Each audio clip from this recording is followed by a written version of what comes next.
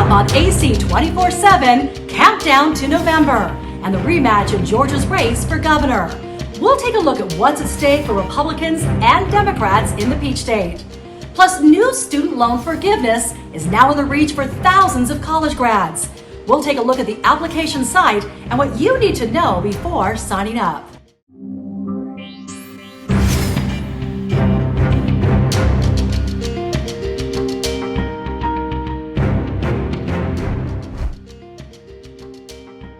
Welcome to AC 24/7. I'm Rachel Smith, in today for Stephen Walker. Well, there is a big rematch for Georgia governor between Stacey Abrams and Brian Kemp. The candidates making their last-minute pitch to voters as the elections are now less than 3 weeks away. Abrams is trailing the most recent polls, and Monday night, she was on the attack. The Advocate Channel's Eva McCann has more on what's at stake. Just 21 days before the midterm elections. In Georgia, it's not only about the House and the Senate. This is the general election debate among candidates for governor. Facing off Monday night in their first of two scheduled debates, Stacey Abrams, a Democrat, Shane Hazel, a Libertarian, and the incumbent Governor Brian Kemp, a Republican, each making the case for deserving their vote. The current failures we have seen in this state are not only damning, they are disqualifying. And over the next few years, we have an opportunity to change the trajectory of the state. My desire is to continue to help them fight through 40-year high inflation and high gas prices and other things that our Georgia families are facing right now, quite honestly, because of bad policies in Washington, D.C. Governor Kemp campaigning for a second term and has led polling in the race. But for many Georgians, this election is a rematch of the 2018 contest between Kemp and Abrams.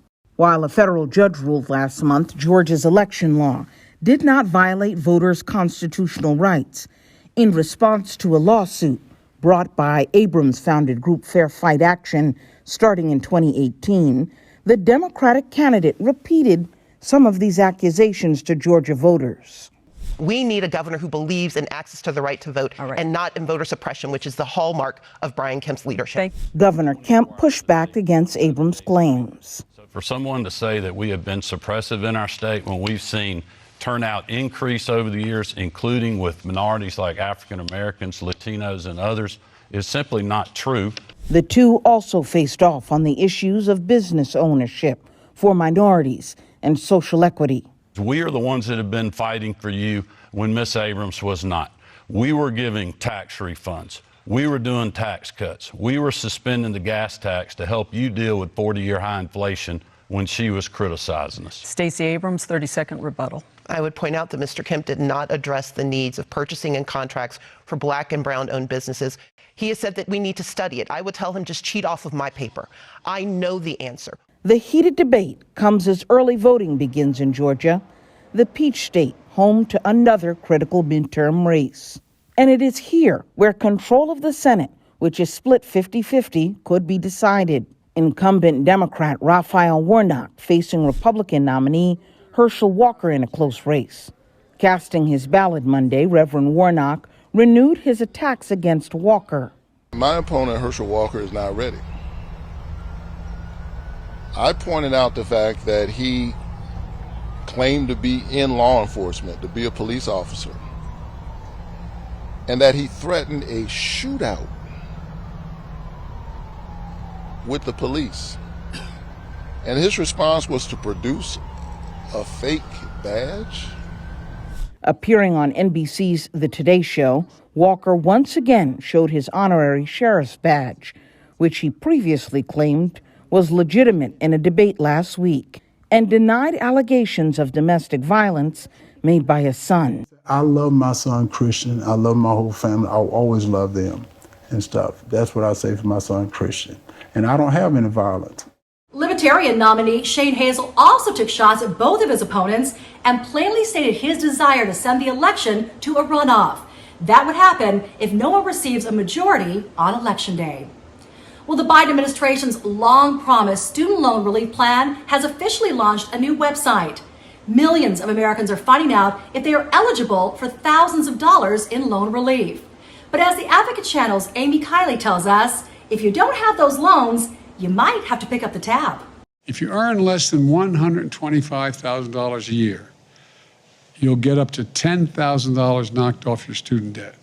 People with federal student loans who meet that condition now can apply for that cancellation at studentaid.gov. Borrowers with Pell Grants who meet the income requirements can get double the relief. The White House says beta testers reported the website was user-friendly. One said it was the easiest application they've ever filled out.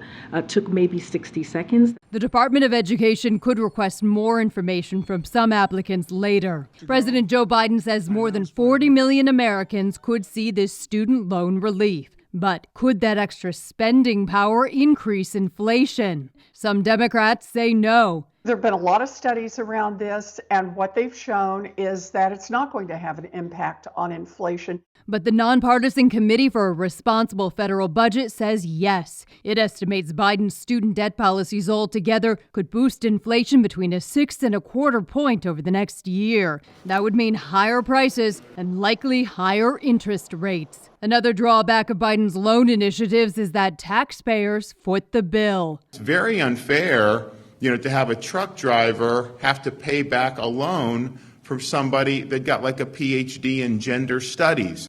I'm Amy Kiley reporting. Several lawsuits are challenging the latest student loan forgiveness policy, and a U.S. district judge could decide soon whether or not to block it. Well, we might be in the middle of Halloween season, but after the last few years we've all had, I think we could use a feel-good comedy, don't you? The latest is an oldie but a goodie. Confess Fletch is based on the iconic 80s film Fletch, starring comedian Chevy Chase. And I recently talked to new star John Hamm and director Greg Mottola about making this fun, feel-good film. Sean, the last time we talked was for Top Gun. I'm so sorry that no one saw that. I thought I had real potential. I thought it had potential too, but I guess somebody in Vegas didn't do their job. Listen, I more than did my job. I was the first one to see it at CinemaCon, sing its praises. But wow, that's great. Listen, better luck with this one, right? Exactly. Yeah. I feel like we're in this kind of, vibe right now where people, whether it's Top Gun, even Cobra Kai, Fletch, people are loving anything that has like that nostalgia, good energy vibes that people are just like embracing, don't you think? I think that there is something of a nostalgic moment that we're having right now. I think we've been cooped up for a couple years and people are looking for things that feel familiar or comfortable. And I think we certainly could make that case for the success of Top Gun. And obviously that's a very different movie-going experience. It's an action, thrill ride, this and that and the other. But I think what we were discussing when we were deciding how to make this movie was there seems to be a moment in time that's happening right now where people are into this kind of detective story and whodunit, whether it's Knives Out or Death on the Nile or what have you. There's a real desire for that. And I think it's part of, not to get too psychoanalytical, but I think it's part of it is people want there to be problems solved. Mm-hmm. We have so many problems out there in real life that don't seem to have solutions, that when you get to the end of a story and everything wraps up and the bad guy gets it and the good guy gets to solve the problem, that feels cathartic in a way, and I think that's if we can do that with a laugh, then that's even better. Expecting like some things are the Chevy Chase, obviously the things he did, but how can you explain that you still wanted to pay tribute to that and but do your own thing and create this new adventure? The movie exists. The two Fletch movies exist. They're great, and anyone who hasn't seen them should go watch them because they're fantastic. And I grew up a huge Chevy Chase fan. For whatever reason, my parents even let me watch Saturday Night Live the first season. It was on the air, and we said, let's try and walk that line of make it the kind of story that people crave for, that has those elements and pay an homage to the original without trying to. I have to tell you, John, watching the movie, it's like, man, I just need like Fletch energy. Like people stress out about things in life. Like I want to go through my life with a little more carefree, floating. Have you brought some of that Fletch energy? And by the way, if this does so well, which I think it will, and you guys do a sequel, I think Fletch Comes to Vegas writes itself, don't you think? Yeah, absolutely. You make a very good point. No, I think that energy is exactly what we were going for, and it wasn't a big stretch to find it in the books. And I think you captured something very correct, which is that wouldn't it be great to be Fletch, to be able to walk through life? It's people are very anxious right now for a lot of different reasons. And Fletch just lets it all just roll off of his back, and he just does his own thing. And he doesn't really have a problem breaking the law or pulling a scam, but for a greater good. The movie is such a good time, and it's really fun seeing John Hamm show off his comedic side. And you can see Confess Fletch now on demand right at home.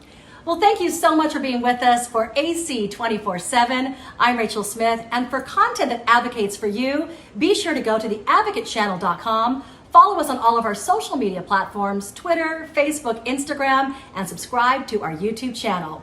For the Advocate Channel, I'm Rachel Smith.